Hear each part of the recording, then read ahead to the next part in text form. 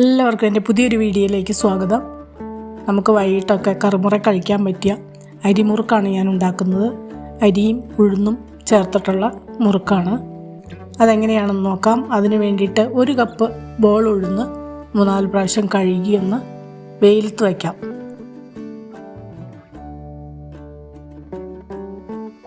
ഉണങ്ങിയതിന് ശേഷം ഒന്ന് വറുത്തെടുക്കണം. ഉണങ്ങിയ ഉഴുന്ന് ഒരു പാനിലിട്ടൊന്ന് ചൂടാക്കിയെടുക്കാം. ഒന്ന് നിറം മാറി വന്നാൽ മതി. കൂടെ ഞാൻ 1 കഷ്ണം കായം കൂടി ചേർക്കുന്നുണ്ട്. പൊടിയാണെങ്കിൽ ലാസ്റ്റ് ചേർത്താൽ മതി. കട്ടയായതുകൊണ്ട് ഞാൻ ഈ കൂടെ തന്നെ വറുത്ത് പൊടിക്കുകയാണ് ചെയ്യുന്നത്. തിളപ്പിച്ച വെള്ളം ഒഴിച്ചാണ് കുഴയ്ക്കുന്നത്. അതിനുവേണ്ടി വെള്ളം തിളപ്പിക്കാൻ വെച്ചിട്ടുണ്ട്. തേങ്ങാപ്പാൽ ചേർത്തും കടലപ്പൊടി ചേർത്തൊക്കെ പല രീതിയിലും മുറുക്കുണ്ടാക്കാം. പക്ഷേ ഉഴുന്ന് പരിപ്പൊന്ന് വറുത്ത് പൊടിച്ച് ചേർക്കുമ്പോൾ ഒരു പ്രത്യേക ടേസ്റ്റാണ്. ഇനി ചൂടാറിയ ഉഴുന്നും കായം കൂടെ ഒരു ബൗളിലിട്ട് പൊടിച്ചെടുക്കാം. തരിയൊന്നും ഇല്ലാതിരിക്കുന്നതിന് വേണ്ടിയിട്ട് ഒന്ന് അരിച്ചെടുക്കാം.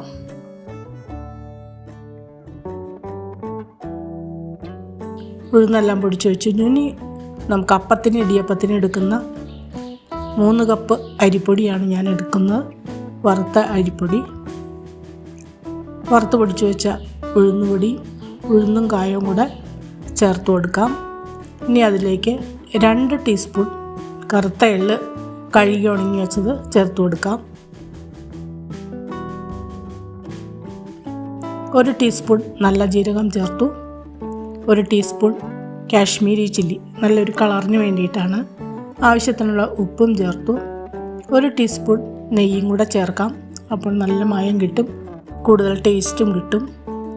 1/4 ടീസ്പൂൺ കുരുമുളക് പൊടി. ഇതെല്ലാം കൂടെ ചേർത്ത് കൈ കൊണ്ടൊന്ന് മിക്സ് ചെയ്തെടുക്കാം. അതിനുശേഷം തിളപ്പിച്ച വെള്ളം ഒഴിച്ചു കൊടുക്കാം. വെള്ളം കുറേശ്ശെ ഒഴിച്ചു കൊടുത്ത് ഒന്ന് മിക്സ് ചെയ്തെടുക്കാം.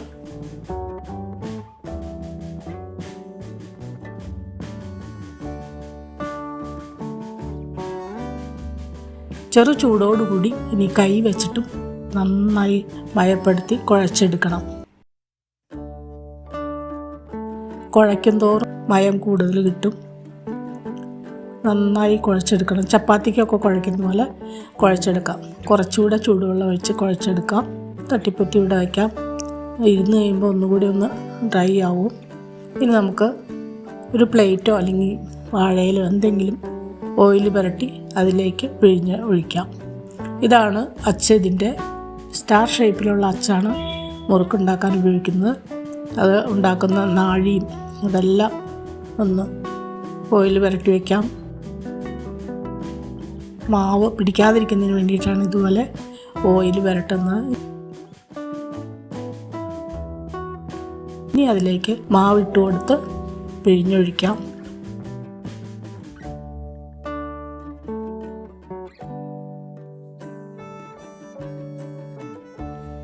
ഇനി ഇതുപോലെ ഷേപ്പിലൊന്ന് പിഴിഞ്ഞെടുത്ത് നമുക്ക് എത്ര ലെയർ വേണമെങ്കിലും ചുറ്റിയെടുക്കാം.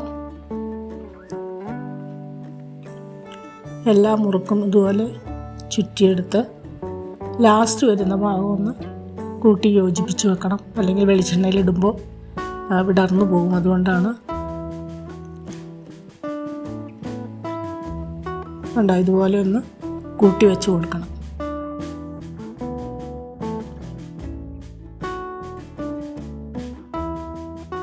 ബാക്കിയെല്ലാം ഇതുപോലെ പിഴിഞ്ഞെടുക്കാം. ഇനി ഒരു ഉരുളി വെച്ച് വെളിച്ചെണ്ണയോ ഓയിലോ എന്ത് വേണമെങ്കിലും ഒഴിച്ചു കൊടുക്കാം. ഞാൻ ഓയിലാണ് ഒഴിച്ചു കൊടുക്കുന്നത്. ഓയിൽ മൂത്ത് വരുമ്പോൾ ചെറിയൊരു ചട്ടക്കം വെച്ചതുപോലെ ഉടയാതെ വെളിച്ചെണ്ണയിലേക്ക് ഇട്ട് കൊടുക്കാം. മൂത്ത് വരുമ്പോൾ മറിച്ചിട്ട് കോരിയെടുക്കാം. ഒരു ഗോൾഡൻ നിറമാകുമ്പോൾ ഒന്ന് മറിച്ചിട്ട് കോരിയെടുക്കാം. മുറുക്ക് ഫ്രൈ ആയി കഴിഞ്ഞ് ഇനി നമുക്കൊരു കോരി ടിഷ്യൂ പേപ്പറിലേക്ക് മാറ്റാം.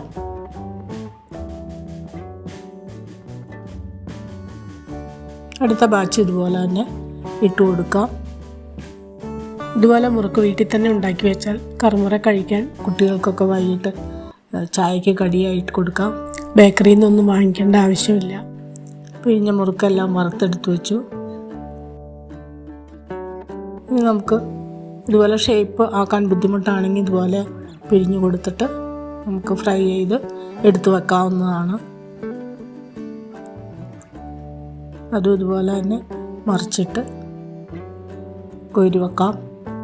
വലിയ മുറുക്കായിട്ട് ഇതുപോലെ പിഴിഞ്ഞൊന്ന് ഫ്രൈ ചെയ്ത് വെക്കാം. എൻ്റെ ചാനൽ പുതുതായി കാണുന്നവരൊന്ന് സബ്സ്ക്രൈബ് ചെയ്യണേ. തൊട്ടടുത്ത ബെല്ലൈക്കനും ഓളും പ്രസ് ചെയ്താൽ ഞാനിടുന്ന എല്ലാ റെസിപ്പിയും നിങ്ങൾക്ക് ഇൻറ്റിമേഷൻ കിട്ടുന്നതായിരിക്കും.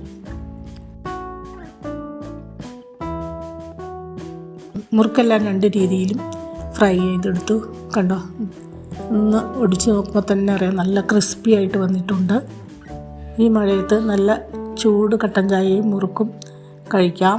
നിങ്ങളും ഒന്ന് ട്രൈ ചെയ്യണേ. ഇനി പുതിയൊരു വീഡിയോ ആയിട്ട് വരുന്നവരെ ബൈ.